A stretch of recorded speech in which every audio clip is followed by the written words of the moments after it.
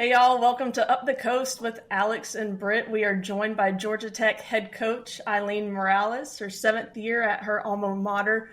And if you think of Georgia Tech softball and you think Aileen Morales, there's a reason that you do that. Of the 2,031 games played in the history of Georgia Tech softball, Coach Morales, as a player or a coach, has been a part of 565 games of their history. That's 27.8% of Georgia Tech softball history that Coach Morales has been a part of.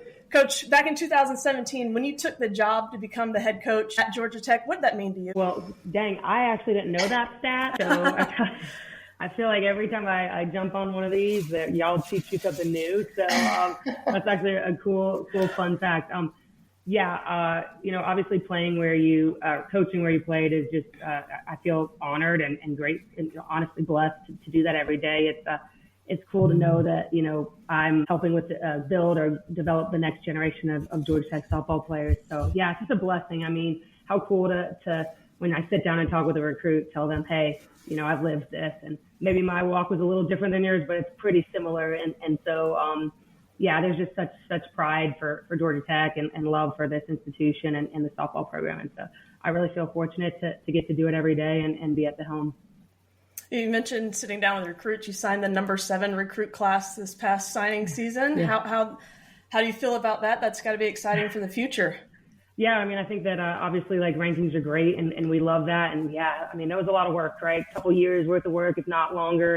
And so to ink those players, just super excited to get them here on the flats and get them going and developing them. But, at the end of the day, they got to perform once they get here, right? So we love that it's a 7 recruiting class, and we hope it's an even better class once we actually get here and start performing. But yeah, just a ton of work and effort in building those relationships, and it's exciting to see because I think just the trajectory of where our program's going, that speaks to that as well.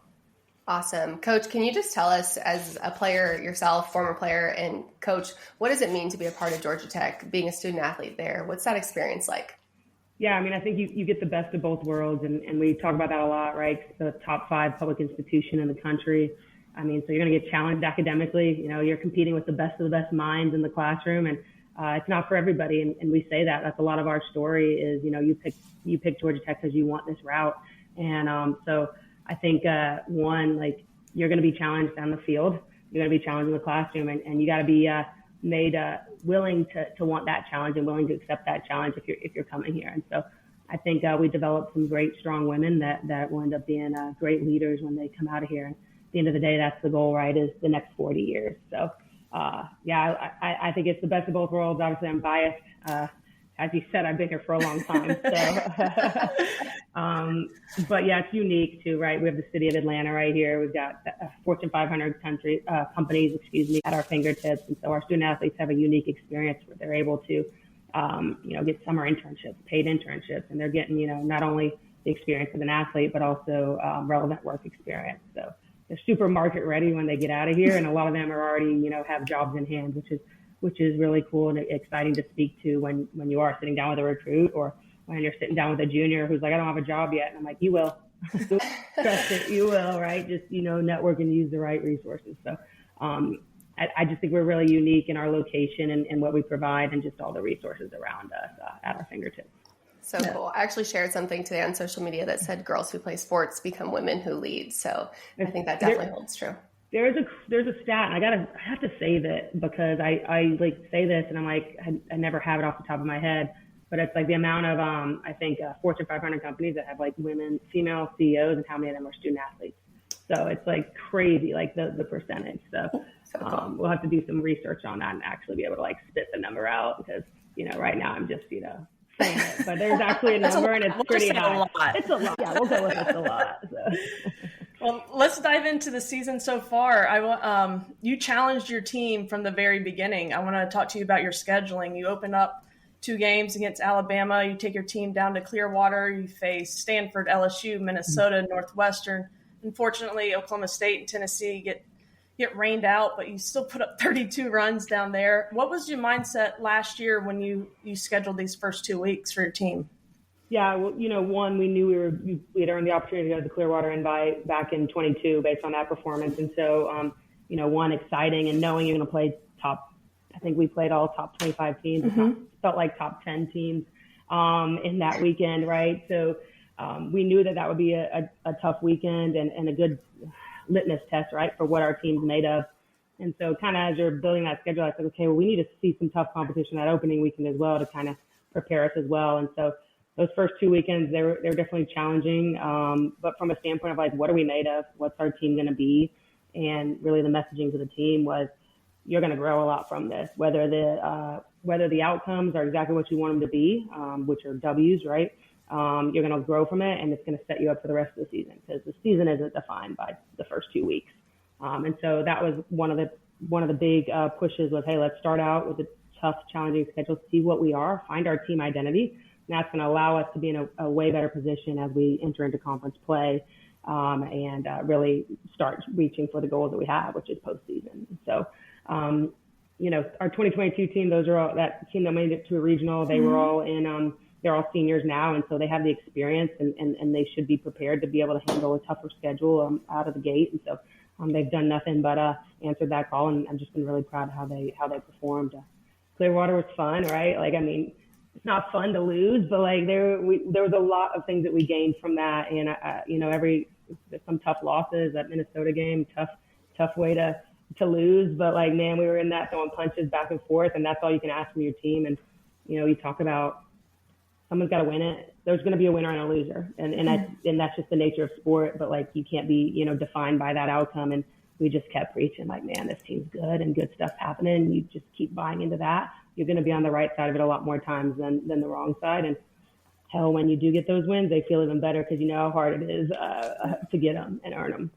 Absolutely. Well, I want to know a little bit about what you found out that your team is made of. You talk about just that identity piece, and what is that for you guys?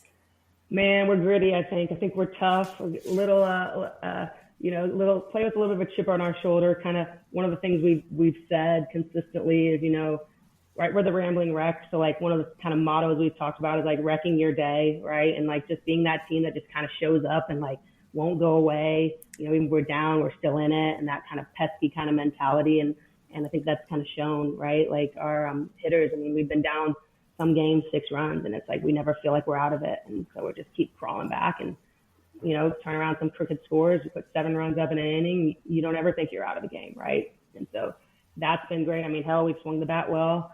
I mean, we're hitting for a ton of power, which we love to see, right? We love extra bases, we love home runs, and so a little bit of our identity is a little different than last year, where we were stealing bases a lot more, having to play a little bit more station-to-station ball. And, we're swinging the bat really aggressively, and good things are happening. So a big part of that identity, too, has been, like, fail big. Like, we've really just talked about being willing to fail big. And so if you are okay with the outcome not being exactly what you want, you're freed up to actually, make bigger swings, whatever it might be, like bigger adjustments. And honestly, like, you're freed up to like enjoy what you're doing more and get better outcomes, truthfully, because you're not so attached to it.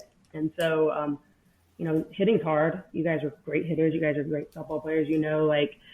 Sometimes we try to make such tiny adjustments, and sometimes you need actually a bigger adjustment to feel what you're doing. And so that's kind of been a little bit of the messaging too, is like let's do some things bigger. Like let's make these adjustments bigger and actually see what happens with that. And it kind of takes them away from like, it has to be perfect, because that's that mentality. Like, everything has to be perfect. Right on time. Nah, man, like let's just go all in and do it big and like see what happens. So that's been a big piece of it. Awesome. Well, you say big swings, which I feel like just perfectly goes right into our next topic, swings, right? Let's talk more broad picture too, before we get into specific Georgia Tech. But across the country right now, hitters are just elite. And I feel like people don't understand that sometimes early in the season, your offense isn't really what's leading teams, right? It's typically your pitching staffs and stuff, because your hitters need some at-bats under their belt. But why do you think the hitting and the offense as a whole across the country right now is just so good? Man, it's been like those scores in Clearwater were like a pitching coach's nightmare, right? The poor pitchers, and you got to just kind of navigate through it, right? And again, stay like humble and stay consistent, not get too tied into it. But I mean, I think there's it's a testament, one, to the way the game's growing, two, how much of the game is on TV, right? How much exposure it gets. So that allows obviously like the coaches to scout better, the players to have more knowledge. And I think that, truth be told, like the game's just getting better and better. And it's one of those things, when the pitching gets better, the hitters have to rise to that occasion too, right? And so I think it's a matter of like teams being very well prepared for their opponents, having enough information to be well prepared, having enough data points at this point that, 15 years ago, maybe we had info, but not like this, right? Every game's not on TV all the time, right? You can't look up a scouting report on Synergy or whatever company you're using on, all these different means to like get information. And so the hitters are better because they have more knowledge of the pitchers, and the pitchers have to, figure that out as well, which, I mean, there's some elite arms out there, but I do think early in the year, man, the hitting's been scary across the board, and there's some big games and high scoring games. And I think that makes the game exciting. Obviously being a defensive and a defensive coach, you don't love it, but being helping with the hitters, you love it. But I think it's a testament to the game growing, the athletes being, well coached, or athletes understanding their body and what they do with their swing. And it's the age of information, right? And so like, there's just so many ways that you can develop a plan and approach for what you're facing. Well, even with all that information and plans, your team's leading the country in home runs. As elite as the hitting is right now, you are the elite of the elite with 34 home runs. Talk to us a little bit about, you have a new hitting coach. What's really Hunter been able to bring to your hitters this year? Yeah, Hunter's done an awesome job, and Kelsey Bennett, who played in the ACC as well, just graduated, helps him with that. And, as a staff, we all kind of communicate on approach and plans and things like that. But I think he's just done a good job of like letting them free up. And like kind of we said, like, I think sometimes we can make hitting more difficult than it needs to be. Like, we can have plans, but like at the end of the day, they got to get in the box, excuse me, and they got to execute. And sorry. You didn't play 6 games this weekend and lose your voice, did you? I actually think I lost it the weekend before, but yeah, I think the piece of it is like the bats in their hand, and like giving them and empowering them to like just go out there and execute a plan, but also like understand that like they're 18 to 22. Like sometimes it's just about what you say to them before they get in the box that allows them to be successful. And so we have hitting plans and approach, but a lot of it's just like, let's hit the ball hard. Like let's just try to hit the ball hard. Like hitting is hard. It is. And if we can simplify it, like, and just get the barrel to the ball, be on plane, and hit the thing as hard as you can, like good things will happen, right? And so I think at times we try to overcomplicate some stuff, and I think for our hitters, just freeing them up, allowing them to feel comfortable and confident when they get in the box. And like, you strike out, so what? You get another chance, right? And just keeping that kind of mentality has been huge. So been excited about what Hunter and KB have done with them for sure, and the players are bought in, and they're enjoying seeing those balls fly over the fence or doubles. Like, look, I'll take doubles all day. Like, I don't care if the ball. Erin says this all the time. She's like, if the ball hits the grass, you're blessed. So sometimes it gets there, maybe not in the nicest way, but we'll take it, right? You get that part, we'll take that too. Like, we just want to keep passing the bat and scoring runs. I think it's really obvious just when I watched your games in Clearwater. The first thing, I had my notes out, just writing things down, and the first thing I wrote down was, dang, they're aggressive. They are taking big hacks. So, your players have bought into this mentality, and it's obvious from a fan from the outside just watching it. And that was my first thought, watching them hit, and it's paying off, and they look great at bat, for sure. Well, that's great feedback. I love to hear that, right? Because, like, as a coach, you're like, this is what you're telling them, and you hope it's, and you're like, I think I see it, but, like, you have outside – people who aren't necessarily in it day in and day out. When you get that feedback, it's awesome too. No, it's obvious. Help reiterate that, so that's cool. Yeah, the numbers speak for themselves for sure. But talk about another leeway. So you got into KB a little bit and Hunter, but new coaching staff. So I think we just want to know a little bit more, like, what have the new coaches, Aaron Dixon and everything else, like, brought to the program? Yeah, I think, as you coach and as you have a staff, right, like at times you've got to make changes in order to like kind of give you new energy, different, points of view. And so Aaron has been phenomenal with the pitching staff, and just like looking at it from a different way, like pitching by committee, which we've done. I think very much we did in Clearwater because we needed to figure out who's going to fill what roles. And she's been committed to that. She's very much thinks outside the box, is willing to try different things, whether it be, diving into motor preference, OGX, all those different types of tools and different resources to help you make the pitcher be the best she can be. And so she's a great student of the game. It's been cool working with her because I'm telling you, I'm gonna be honest, man, we were in January and we were scrimmaging and our hitters were not doing so hot, and we were like, what's happening here, right? Because they were just shoving. Our pitchers were just shoving. And so I think the hitters took offense to it when they were glad to finally play some other teams. But Erin's done a phenomenal job with them and just great energy. I mean, has excelled everywhere she's been. She was with Athletes Unlimited this summer as a what are they called? Facilitator. And just, I think we laugh in the office every day, which is cool. Like, we rag on each other, we give each other a hard time, but, also it's just a great working environment. And so that's been fun.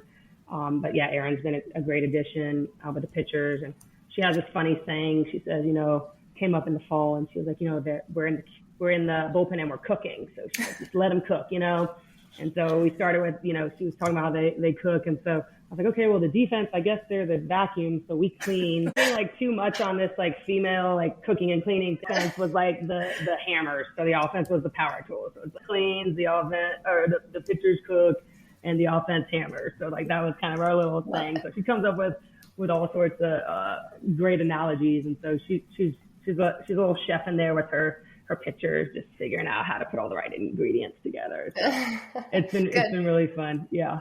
That's awesome. And then, you got to tell the hitters they want to eat. That's what they want to do. The pitchers are cooking, the hitters want to eat. Yeah. I don't know. We might have to stay with what we're doing, but maybe don't change. If we hit a rough patch, we're gonna be, But we do. We talk to them a lot about eating, so that is true. So we're like, big thing in season. Get a lot of carbs in your system, cover and that. So I can spin that in, Alex, if I need to. Well, any coming in from looking back to the fall and even January, was there one player now that we're 3 weeks in that has surprised you, exceeded expectations, done more than you expected?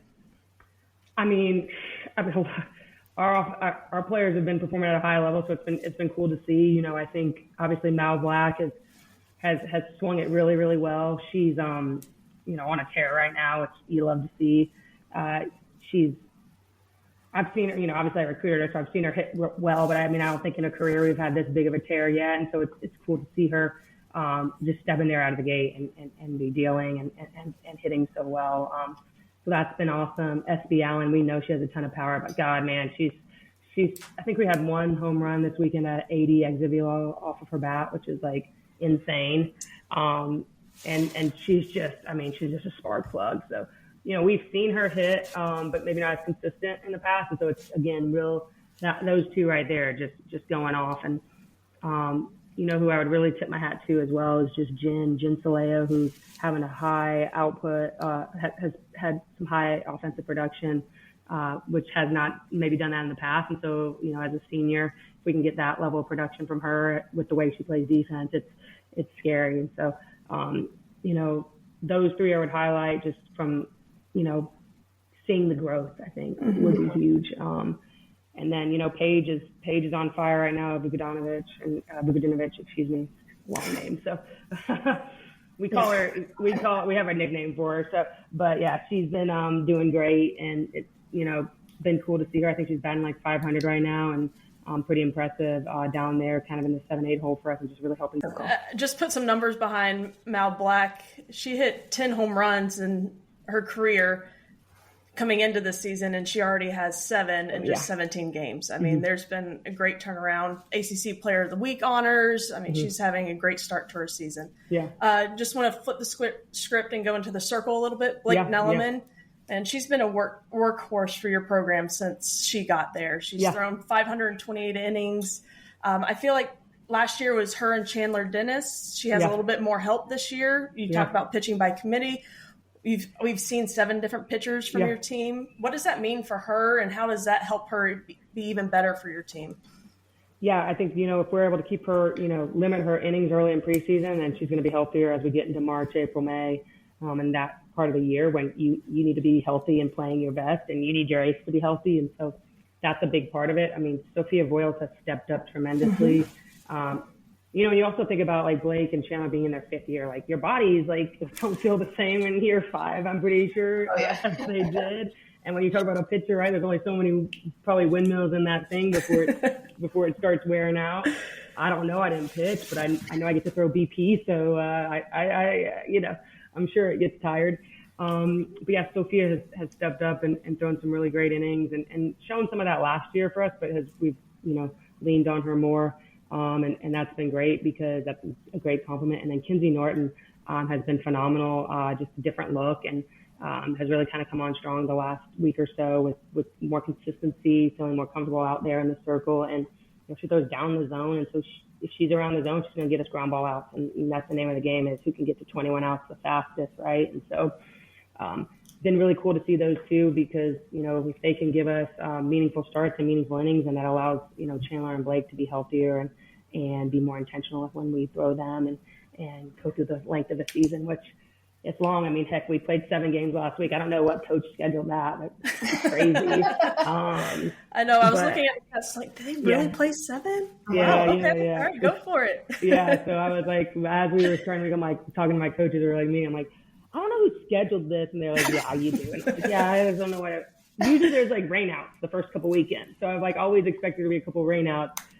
So it, you know, it kind of works out. But like as you're getting into it and you're like Wednesday, like, oh, I scheduled 7 games. Like, wow. So, but my freshmen, you know, our underclassmen, they're like almost used to it. Like, they're like, oh yeah, it's just a regular day. There you go. Real quick, I just want to talk, you know, Mallory Black, like Britt said, having a great year. You mentioned our 2 coach, Blake Nelman, really good seniors. And what do you ask and expect out of your seniors on your team to help underclassmen? Yeah, I think one of the biggest things we talk about is like, you know, leave it better than you found it. And so like, I think that as a senior, like your job is to kind of be an example setter for like what that role looks like, and to make those players who are coming after you better, so that when you graduate, there's not this drop off. Right? Like, you know, if you're mentoring them, or you're helping, you know, them learn the ropes, or you're helping push them to get better while they're with you in infield work, hitting work, then when you graduate, like there shouldn't be a drop off, right? It should be like, hey, this person's ready to come in. And truthfully, it should be, if you're hurt, like somebody's ready to come in and ready to, you know, step right in with it being seamless. So I think the number one thing is, you know, just leaving it better than you found it. And so that can be in relationships and people that you deal with and how you go about your business. But, you know, I think you have to be invested in that next group of people, because like they're kind of your legacy, right? Like that group comes after you. And if you've trained them well, then or developed them well, then they also come in and exceed expectations. All right. So hot topic lately, transfer portal, NIL, things like that. Couple questions, I think. 1, how have they impacted your program? And then 2, how do you still prioritize culture given a lot of change? Yeah, I think, well, 1, transfer portal, I mean, it's the nature of the business now, right? Like it just is, it's not going away. I've always been a proponent for, you know, people want to be somewhere else, that they should be able to go. I've kind of always preached that, even when I was at the mid-major level, when I was at the D2 level. I think that the transfer portal exists for a good reason. And it allows people the opportunity to, you know, maybe go somewhere where if they aren't getting playing time, to go somewhere where they can. And again, it's the nature of the world we operate in, right? Like in the business world, you could jump jobs anytime if you wanted to. So it's kind of the same thing. We've benefited from it. We've got transfers. We've also had people transfer out. So I don't think it's fair to say we don't agree with it, because we live in both sides of it. You know, I think there's a way to handle that, and you do it the right way. And, you know, people transfer out the right way, then great, or transfer in the right way. I think that's the biggest piece, is just, you know, handling yourself and going through that process, you know, with high integrity. And so, but I think it allows opportunities, and why would we be against opportunities for student athletes? Because again, if you were to get in the real world, you're going to want what's best for you and your family. And so it's the same thing. And I think we have to look at it from that approach of, hey, this comes with its challenges, but at the end of the day, we're gonna see the pros and cons of it, and we've benefited from it a lot. I mean, Chandler Dennis, we got out of the transfer portal. I could probably go along to Tiffany Domingue right now, who, I mean, literally is tearing it up for us. I didn't even mention, my bad, I don't have my stat sheet with me, but like, she's my 5th year transfer from upstate, who's just like tearing the cover off the ball, right? Like, so like, there's pros and cons to that, but like, you got to be willing to, if you're going to get them out of portal, you got to be okay with, you might lose them. Like, it's just the nature of it. NIL, that's a whole nother beast. I think it's great if athletes are making money. I think why not? I mean, I remember wanting to do more remember saving my per diem so I could go buy I'm going to date myself right here, but so I could go buy an iPad Nano. So, that stuff, right? But should they be able to get more money? Probably, yeah. And so I think now how that comes about and how they legislate it, I think should be kind of consistent, which I think that's the biggest challenge right now. It's not consistent. But I think we're working towards that. And hopefully, there's a plan in place in the next couple of years that gives some level of consistency. And I mean, when you think about female student athletes and softball student athletes in particular, the collegiate level is, for many of them, the highest level you'll get to compete at. Yes, there's Athletes Unlimited. Yes, there's international. Yes, there's smaller pro leagues. But truth be told, that's kind of the upper echelon. And if you can cash in that window, why not, right? So I think, again, there's going to be challenges with that, but also if you're one of the top athletes in your sport and, that's your small window to kind of gain some profitability, why not? And so I'm always going to be positive with that. I'm always going to be pro revenue for them because I think that a lot of people make money off student athletes, and why should they not on their own name and image and likeness? So I think there's obviously some things that need to be regulated and legislated better, but at the end of the day, there's people who make a lot more money than me who make those decisions. So, I think it's good. There's pros and cons, but for us, I think having those opportunities for our athletes is huge. Yeah, I know Britt and I have talked about it before, and Coach, I feel like you're pretty competitive too. I'm a little jealous about the NIL stuff now. I'm like, dang, if they would have had that, 10 years ago, I'm like, that would have been great. You could have cashed in, yeah. I mean, just different times, unfortunately. Different. Not a bad thing. Coach, your team has been, sorry, go ahead. No, never mind. No, I just feel like coaches should get NIL. Fair. I'm just saying, throw us in here. I am a big griller, so I've been trying to get with Big Green Egg. That's nothing. Okay. I need them to give me a shout because, to be promoting them. So that's my. I've got an idea for this. Okay. You come back on the podcast and you do a grilling session as we talk softball. Okay. And we tag Big Green Egg in it, and you kind of show your skills, and we do a little softball, grilling. You know who else we probably have to get on there? We'd have to get Bratton on there. Because he's a big, he's actually probably take over the show, so maybe I could just be the side commentator. I don't know. We're all about, this is ACC, baby. Come on now. Come on. Okay, so we can't get him on it. Never mind. He's X'd off. But yeah, no. I my negative on the NIL is when people are using it to commit the players. I think that NIL, I think you should earn it. Yeah. That's it. I think go there and then, you get that money, but I think the way it's being used in some of the revenue sports to get you to commit, that's my biggest beef with it. But at the end of the day, I think that let's pay them. Yeah, fair. I like it. Fair. Well, your team has been so much fun to watch, especially offensively. I'm excited for you to open up conference play this weekend. I think y'all are going to have even more success moving forward. But thank you so much for being on here. Appreciate you guys for having me.